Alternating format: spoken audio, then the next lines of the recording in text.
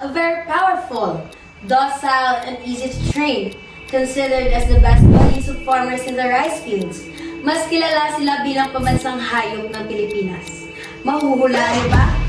Ito ang Carabao. Kaya, lumipad ang aming team papunta sa munisipalidad ng Pavia.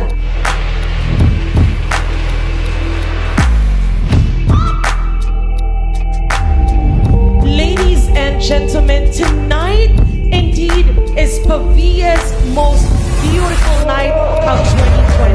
Lovely and undeniably beautiful summer candidates wear. are vying Best for one in evening crown. gown. One woman will be Best crowned in production number. Bob Carosa. is your winner? Who is the legal queen? Carabao Carosa Festival Queen. Who do you think is our new Ginaganap ito tuwing unang linggo ng Abril. Ang mga kalahok dito ay ang mga naninirahan sa Pavia or mas kilalang Pavianons. Ang Carabao Carosa Festival ay tinuturing na pinakamatanda sa lalawigan na naging isang ritualistikong okasyon. Pinagsasama ang makulay at kasiya-siyahang kapaligiran ng malalim na pinag-ugatan ng mga kaganapan ng parada at karera taon-taon.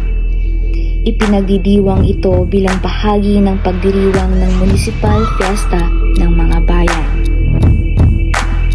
Base sa aming resources at sa local tourism office ng Pavia, mayroong 4 na kaganapan sa festival na ito. Ito ay ang opening, food fest, Carabao Racing at Carabao Carosa Queen Search. Ang festival na ito ay nagpapakita ng pagpapahalaga sa kultura at tradisyon ng mga Pilipino. Partikular na sa pamamagitan ng nagpapakita ng kagitingan at husay sa paggawa ng karosa na gawa sa mga kalabaw.